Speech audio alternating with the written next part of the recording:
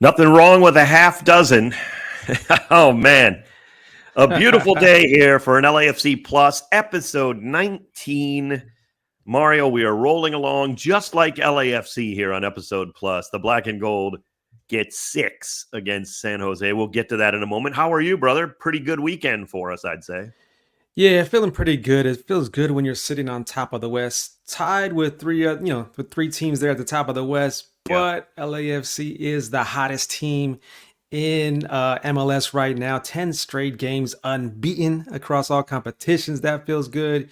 You got Bowanga, who's leading the way, of course, and then Kei Kamara making history, which was really, really cool. Bogusz has been doing his thing all season long. And yeah, I think Olivier Giroud is probably sitting from afar at the Euros, looking over at this club saying, I can't wait to join the black and gold. Yeah, not too shabby, not too shabby. We will dive deeper into all of that Mario's talking about there.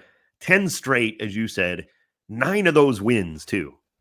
That's crucial, right? That's a lot of points. Yeah, you don't want to be dropping points with a lot of draws. Not to say that that's ever been much of a problem for LAFC. There's been a few stretches back in the day, but yeah, I mean, to go unbeaten is great, right? I mean, we talked about it. Like, anytime you can go unbeaten for a stretch, that's awesome. But when you can add a lot of those being 3 points for the win, man, that is massive. And LAFC continue to rake in 3 points each game. Yeah, Welcome to LAFC Plus. When teams talk about their unbeaten, this and that, there's a lot of draws in some of those streaks that you see around the league or around just soccer in general. They say, oh, this team is unbeaten. But when there's a lot of draws in there, it can be a little bit, you know what I mean? Like, I don't really take it as, oh, wow, they're unbeaten. I got to see if there's some wins sprinkled in there as well. Yeah, and I mean, look, if you're talking about on the road, maybe that's a little more forgiving. You know, oh, we haven't lost on the road in 8 straight and 4 are draws. Okay, well, that's still pretty darn good, right? You know, so yeah, it's all kind of relative in that sense. But you're right. You got to get those W's. You got to rack up 3 points. I mean, we've climbed up the table like at blazing speed, no doubt.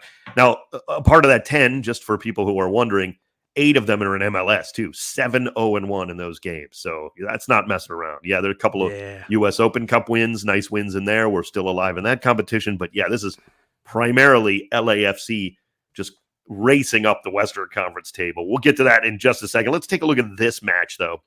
Just a tremendous performance. Another tremendous performance at home, unbeaten at home this season. 6 goals. What I loved about it, Mario, was it wasn't like one guy had a record day, like 5 goals or something. Everybody contributed in this match. Everyone. Everybody was getting in on the action, and you could tell that everybody had that loss in the back of their mind, right? That May 4th loss over at Levi Stadium. Everybody had it in the back of their mind. They came out on the front foot with all the confidence in the world to go at San Jose and that defense and their keeper from the opening whistle.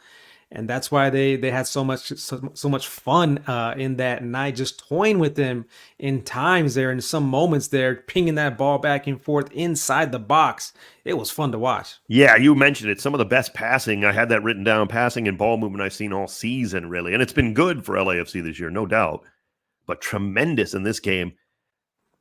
Top of the West, only by a tiebreaker, because we'll get, maybe break that down a little bit further later too. But top of the West,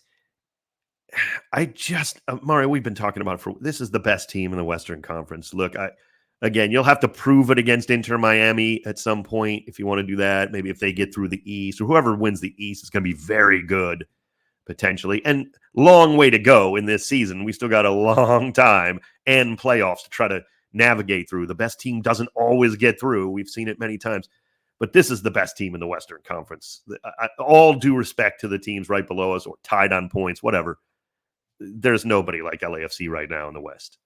When you talk about making deep runs in the playoffs or deep runs in the tournaments and trying to raise trophies, you got to have a deep roster. And I think right now the team has a very deep roster, and I think everybody is playing very well. Of course, you got Bowanga playing well, but then there's also Bogusz who's playing very well. 9 goals on the season so far. He's kind of like flying under the radar because Bowanga does get all that attention, and rightfully so. But we're experiencing this Matty magic right in front of our eyes, and we better enjoy it, appreciate what he is doing this season. he's been moving all around the pitch too, right? Because Cherundolo, he has him going to different positions at times, and without complaint, without issue, he is handling his business. He's in the best form of his career right now. Yeah, if you watch LAFC or listen, to the radio and the calls, you'll hear me talk a lot about switching positions, of course. Up front, they do a lot of that. But they did more of that in this match. They were just You're right. Like, I couldn't keep up half the time. Like, all of a sudden, Denis on the right side. I'm like, wait a minute, what is he doing? Because when you call a match and there's 22 guys you got to keep track of, a lot of times it's very positional in my head. Meaning, you start with that starting 11, and yes, there's always going to be some interplay and guys moving around, but roughly where guys are going to be at all times, essentially, on a pitch. And man, I was like, my head was spinning, not only by calling all those goals, but Denis and Mateusz Bogusz and Kei Kamara, they were all just in and out, so many different places. And then when Nathan Ordaz comes in, he's all of a sudden popping up on the right side a lot in that look, where he was. And that's kind of rare. Not always, but, you see a lot of Ordaz in the middle oftentimes. And he was popping on the right. Great assist. I got to tell you, too, Mario, there were concerns earlier about we were wondering about how's the depth going to develop on this team. Yeah. Certainly before Giroud comes, we've been talking about this for months, how this depth develops. I got to tell you, I was talking to my old man earlier today, my dad, and he's a big LAFC fan. And we were both like, the depth is really developed. I mean, it's coming along. Still, you can always have more depth. And no roster is ever perfect. But wow, he was me. Like, what happens when Giroud comes in? Where does Bogusz go? And then with veterans and youngsters both stepping up, right? You got Dueñas stepping up, you got Ordaz stepping up, and then you got Maxime Chanot stepping up, and then you got Kei Kamara stepping up. You have David Martinez about to come back. Oh, right? Yes. I mean, all that talent we haven't even thought about much since the injury, and kind of him having to sit out and recuperate from that injury. So much talent there. We don't even have Oliveira, of course, because of Copa America. Haven't missed a beat, and he's going to obviously be back sooner rather than later after this tournament. It really is shaping up. I have complete faith in a lot of these guys where we were like, okay, they still have to develop. I have no problem if Tomas Angel gets minutes. The guy can play. Yeah. I mean, he's young, but he can play. And he got in on the act, in fact, getting his first. Great to see that. Yeah, first MLS goal. Yeah, first MLS regular season goal. Great assist by Ordaz. No question about that. He set that up. But, I mean, if you look at it, Denis Bouanga scores 1 goal, but he gets 2 more assists. He's got 8 assists on the season. Bogusz had a beautiful assist on a cross in, just pinpoint. Sergi Palencia just laid it on a platter for Bogusz's goal. Brilliant stuff. Beauty. And here's one. This is the Denis goal, actually, from a guy who hadn't yet had a goal or an assist, providing the assist on this play. Bogusz wider still, but he goes in the middle to Tillman. Ewell pressures, but Tillman finds Hollingshead again. Making the run, Denis in the middle. Good first touch. Bouanga shot. Goal! Oh, what a goal from Denis Bouanga from Ryan Hollingshead! Outstanding football for LAFC. They double the lead. 1 goal, 3 assists for Hollingshead on the day. And it was just like, oh, yeah, he was another great player. Like, nobody talked much about him because there was so much going on. So many guys were having such great games. And that just goes to show the depth here. Ryan Hollingshead, who hasn't done a lot on the score sheet this year compared to other seasons, but he's been playing great football. Well, he gets a little bit, he gets at least a little bit to get on the score sheet and grab 3 assists, his first 3 assists of the season. Just a tremendous performance from him too, Mark. Yeah, what a night from Ryan, of course, and handling his business all season long on the defensive side as well. But we do kind of miss him on the offensive side too, but I'm pretty sure he'll get that going as well, especially after that match like that. Imagine, here's the thing. I think Olivier Giroud and Hollingshead, it's going to be a good combination. Yeah, okay? Because just trust me on that. That's going to work out really well. And Omar Campos, that's a great by call. the way, we have, if he wants to play left back and get to the end line, maybe Hollingshead's not going to get to the end line as much as Omar as his career goes on. Hollingshead's getting older and everything, but Hollingshead, also, if you watch this one, there was a lot more of him getting into the middle of the field to exploit San Jose, and that was very, very tactically. I've been noticing that a lot this year from Ryan. He kind of takes that run into the middle on times, and that can be very dangerous because he used to play as an offensive player, growing up and in college and everything. So he knows how to score, and he likes to score. Absolutely. So yeah, and he wasn't one of those fake. He wasn't one of those like I played offense when I was 8 years old. He played most of his career up until becoming a pro, and even some. So yeah, he's got the skills for that, no question about that. I love it because it's a little bit of a tactical adjustment from Steve Cherundolo and his staff, and from Ryan this season. You see it purposely, not just kind of randomly, and it's really making a difference. Here's a question I have to ask though, and it doesn't matter for one game, right? They already beat us this season, so you had to get out and get a victory. But how bad is San Jose, Mario? This is a bad team record-wise, right? We know that. 3 wins, 14 losses, 2 draws. They haven't won in forever since the game after beating us. How bad is this team? It's funny, Dave, because I was eating at our spot, Holbox, right before the game. It's right by the stadium. I was eating at Holbox, and I bumped into a gentleman who had a pretty cool, like, retro T-shirt. It was a San Jose retro T-shirt, and I told him, "Hey, man, you guys got us in San Jose in that last match."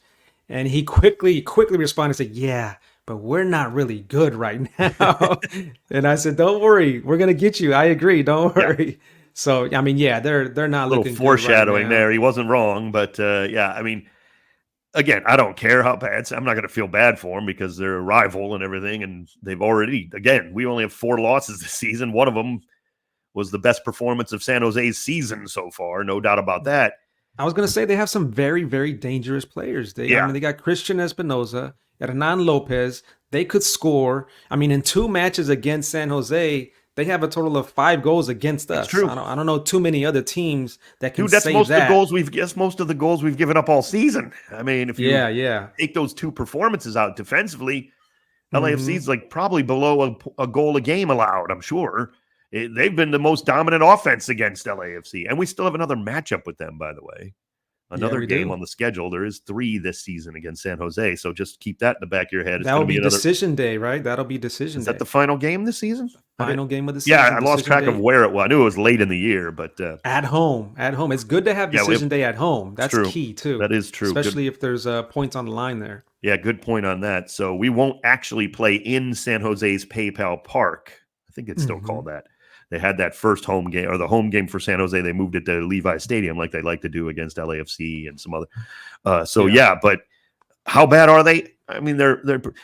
I don't want to speak out of turn here. I'm not going to give names, but we saw some, let's just say some San Jose people, and I'm using air quotes on the YouTube broadcast if you're watching, who they were miserable during this match.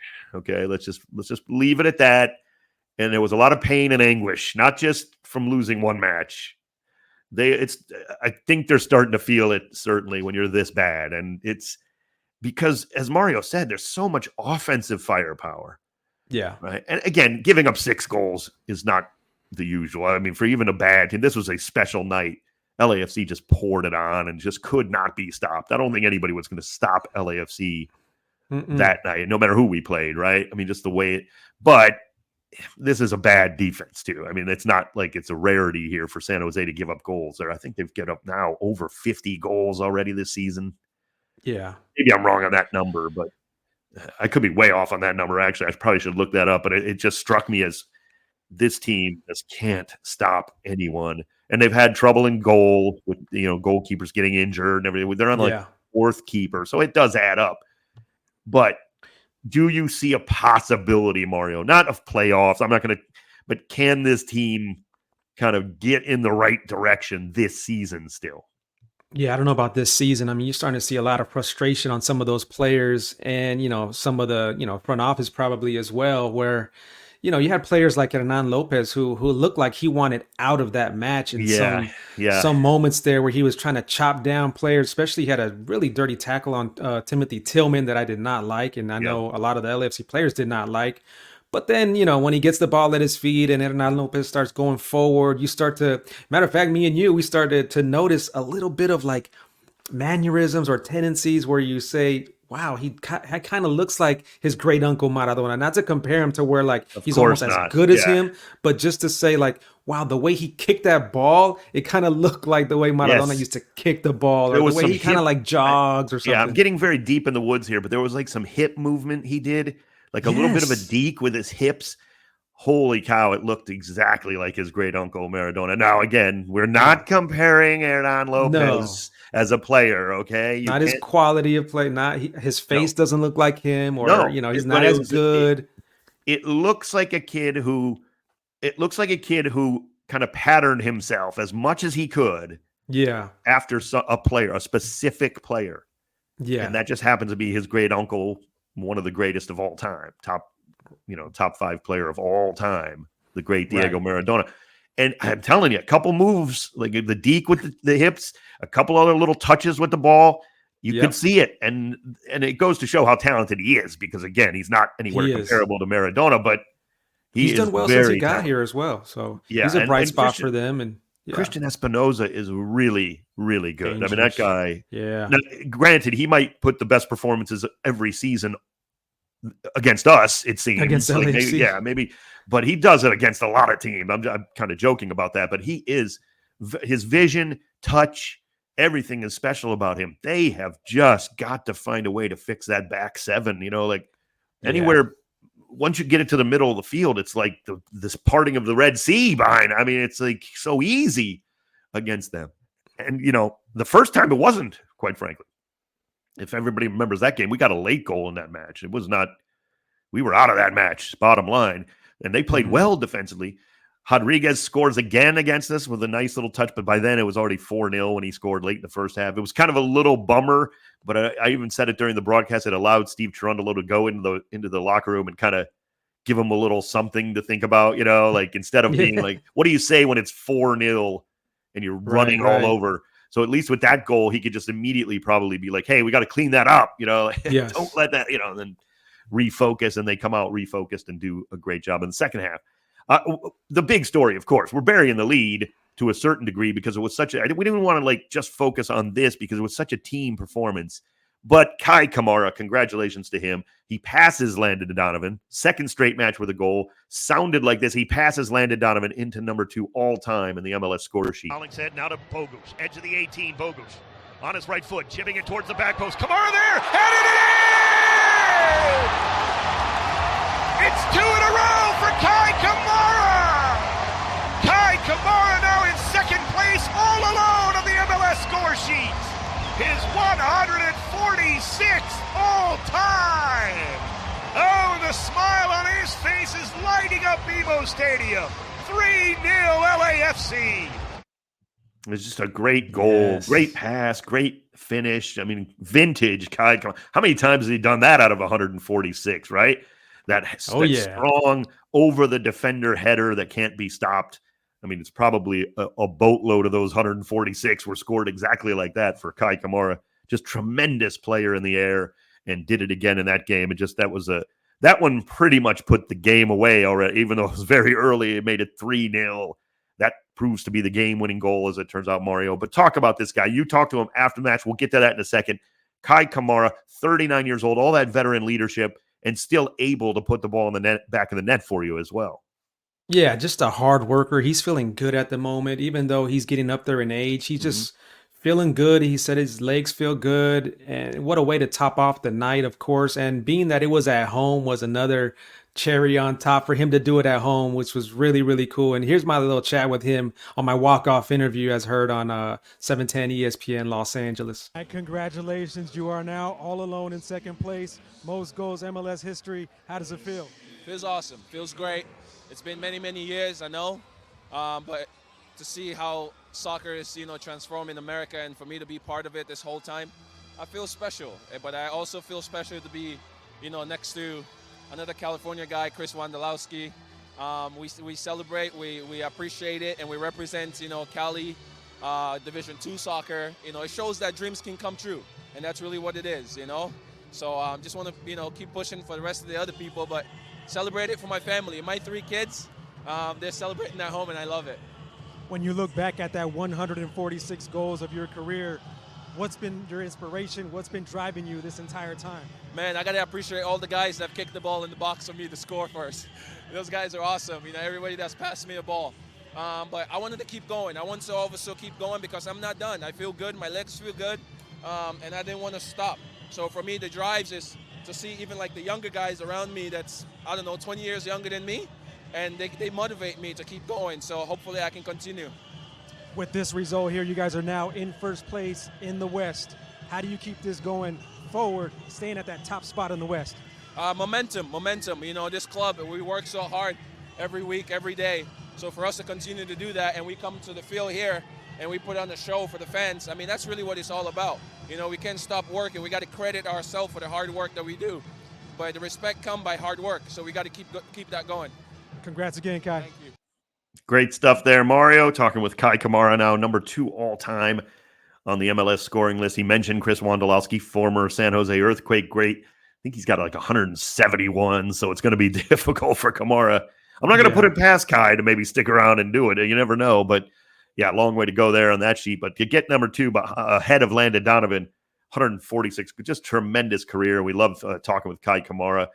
And that's 2 goals in his last two MLS matches. That's 3 in all competitions. He could be a dangerous option for LAFC going forward and coming off of the bench in the playoffs with that scoring ability and, that experience is crucial heading into that playoffs. Yeah, great depth. Absolutely. Exactly right. And that's what we talked about it earlier. That's what you need. You've got to have those depth pieces that can not just come in and fill up minutes and just run around. They got to be dangerous.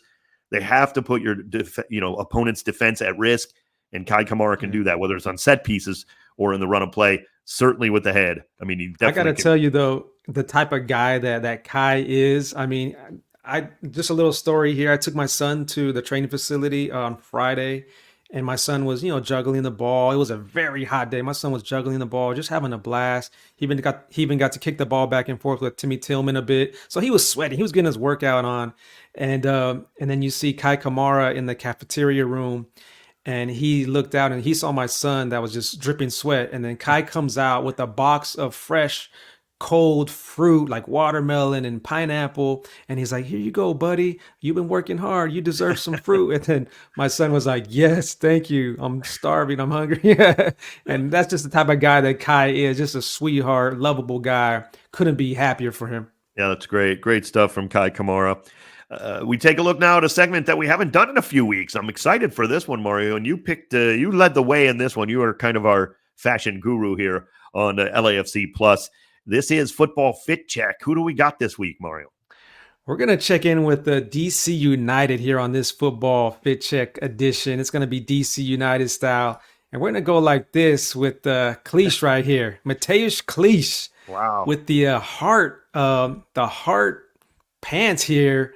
These are kind of, I'm known to wear some kind of crazy stuff, some wild stuff sometimes, but even I don't think I can pull these off right here. But I like this because it kind of shows the confidence that he has and the fun that he's feeling wearing this outfit. And anytime you can get an outfit that shows that you're having fun, I'm all for it. Yeah, not to sound too sappy, but you know what the best thing about this look is? The smile, like you say, he's so happy. That's the best part of the look. It's a great look, but I couldn't pull it off. Don't get me wrong, but he's happy about it. He's having a good time. That's exactly right. You need more of that in the soccer fashion, no question. This isn't Milan and some high end. You got to have fun. Exactly. Now this one, I don't know how fun this one is, but let's go here to Bob the Builder on this one. Not Bob the Builder. I'm sorry. This is Jacob Morel here. And I'm not sure what his inspiration is. Bringing his lunch pail to work here for DC United, Mario. The work boots, the matching belt, and then like the handyman jeans. It's definitely he definitely has some explaining to do here. Do you not understand what's going here, Dave? Can you explain like kind of what's going on with this outfit here? Because he's going to work. Know. He's got a hard hat attitude. Here's the thing. And I'm not saying this shirt. Who knows? These white T-shirts nowadays could be this white. T-shirt could be $380 for all I know, but it looks more like an undershirt. It does. That makes sense, yeah, like right? A Hanes. It doesn't look like a white T-shirt. It looks like a white undershirt, which obviously there's not much difference. But yeah, a Hanes. And actually, I don't hate that look sometimes. I used to do this when I was in my 20s. Just the jeans and a white, not T-shirt, not some $450 or whatever. I'm talking just an undershirt. And sometimes you can pull that off. And yeah, not bad. If you're going to wear I'm going to work and I'm a hard hat kind of guy, you better not lose 4-1 like DC United did. That might be the only problem with this outfit is what happened after he wore it. Now we got Christian Denholm here. He was looking really, really comfortable, really, really confident in this look right here. And there's a way, Dave, to kind of like mismatch your colors in an outfit, but yet still have it all like come together. And this is a perfect example right here because you see like the pants, they're gray and pink. Yeah. And then the shirt there is a little off-white color. And then the sneakers, the Louis V sneakers are like green and white, but it's all clashing, but it's still kind of like it comes together, right? And then with the toiletry bag from Louis Vuitton, that's also a nice little touch there. So I like this look here. He's inspired me. I need a bigger toiletry bag. My the bag I have just a little too small. It's annoying when I travel with it. Actually, I need the one that he's got. He's got a little bit longer look there. I like it. I like it a lot. It's called eclectic, right? All the things that don't necessarily match, but they do. As you put them together. So, yeah, it's a good look. Christian Denholm is always, he's usually pretty sharp. This guy knows what he's doing. Yeah, he's one of the best in the league for fashion there. No doubt about it. So, Futbol Fit Check rolls on with DC. Now, again, you probably don't want to lose 4-1 afterwards, but it's cool. They look good. They look good until the game started for DC United. Kind of got drubbed a little bit this week. So, it's not all going great on the pitch for them, but off the pitch at Futbol Fit Check, a big win for DC United, I'd say, overall, Mario. Around the rest of MLS, a massive game to talk about here. And it certainly had huge implications on the West. We've already alluded to it. LA Galaxy go on the road to Real Salt Lake and stop that unbeaten streak for RSL. 1-0 the final. If there was any goals, any score line you'd tell me to predict in this match, first of all, the most unlikely would be 0-0, obviously. Right.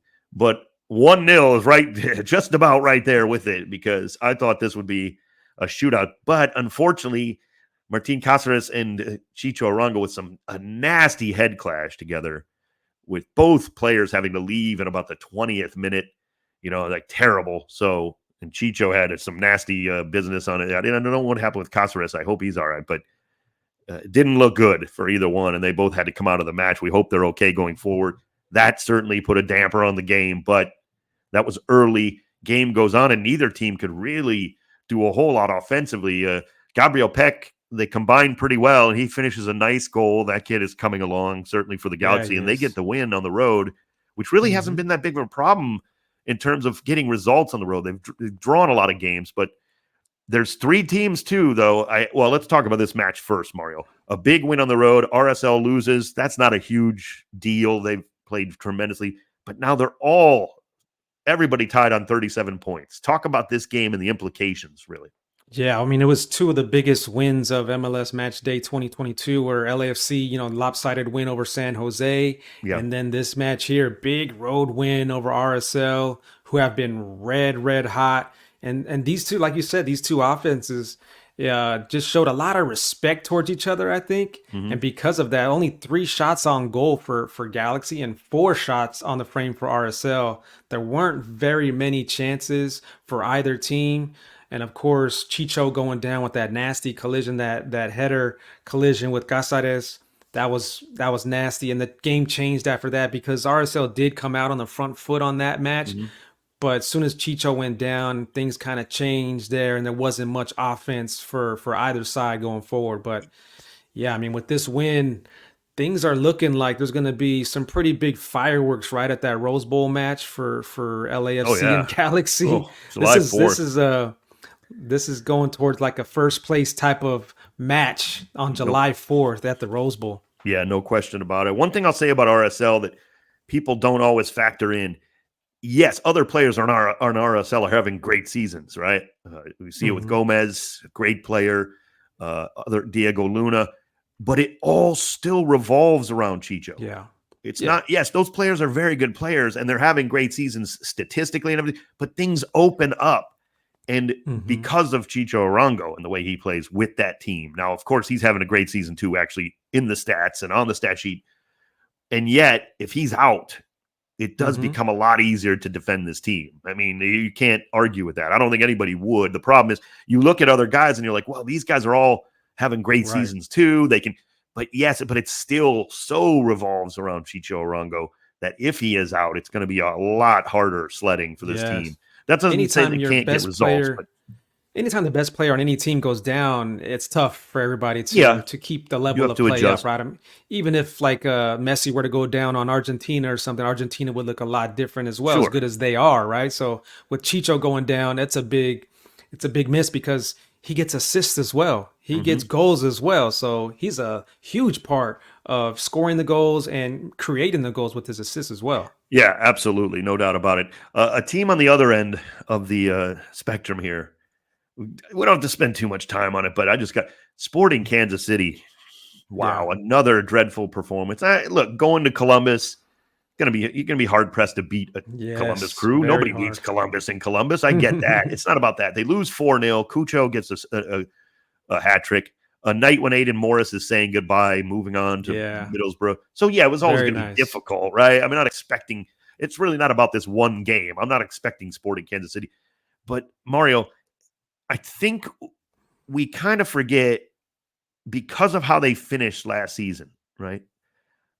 Sporting Kansas City really came on and did a great job. They get the big win over St. Louis in the playoffs too, and I think it clouded a lot of stuff, meaning this team was already turning on the downward slope.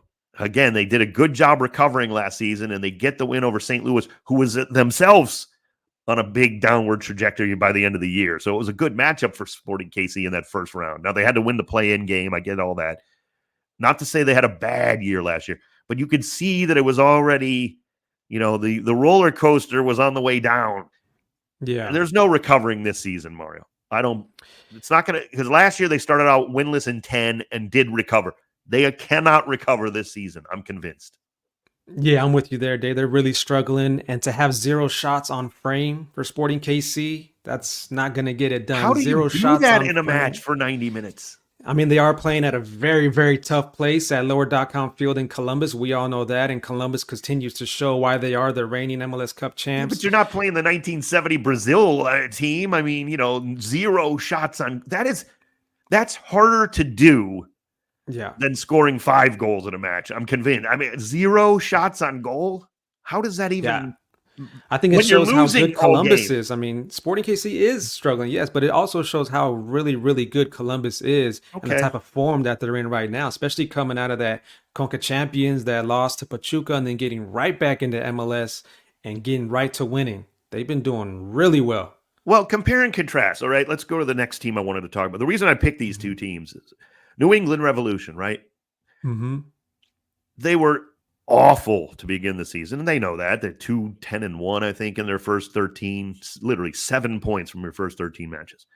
Now, all of a sudden, they've won 4 straight. They go into Cincinnati and beat Cincinnati for their 4th straight win. Were it not for LAFC, they're the hottest team in the league, right? They played the best, except for, of course, LAFC, but, lately.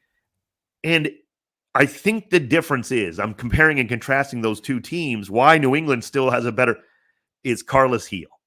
Yeah. When you have Carlos Heel, no matter how bad it looks for a while, you can fix other things because you have one of the best players who can always perform.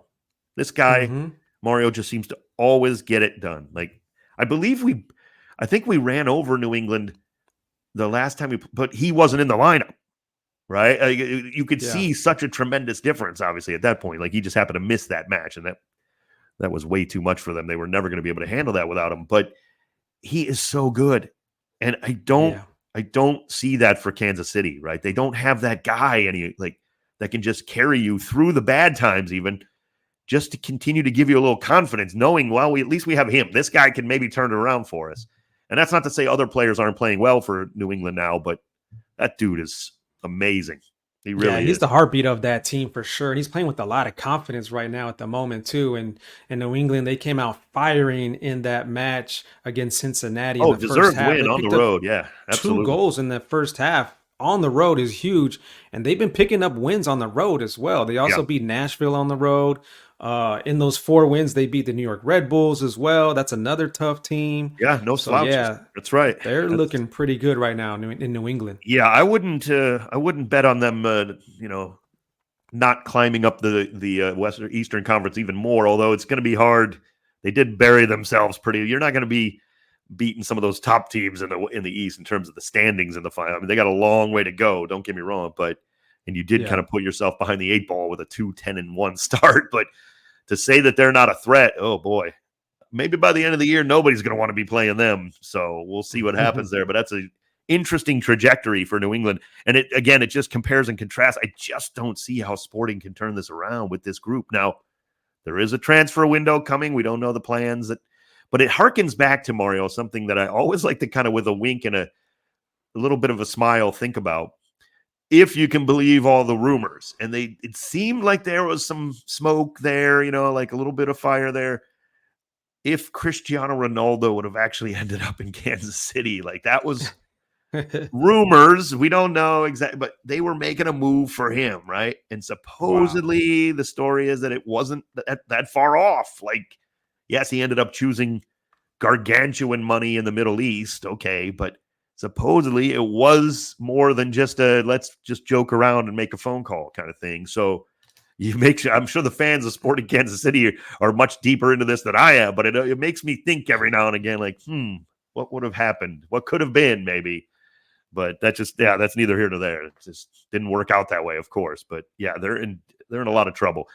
All it reinforces for me, though, the last few weeks, Mario, is how cool MLS is in the sense that still got a long way to go, but so many storylines coming and going, and like who gets hot, and and it just it's so much fun because anybody theoretically can bite you, but now we're starting to see the teams really separate, who's really good, who might have a shot, who's really bad, that needs some big time help. But we do have this transfer window coming, and there's going to be a lot of moves. We already know a lot of them that are in rock solid and in place, including LAFC. But you don't know what happens in these transfer windows. It's going to be fun.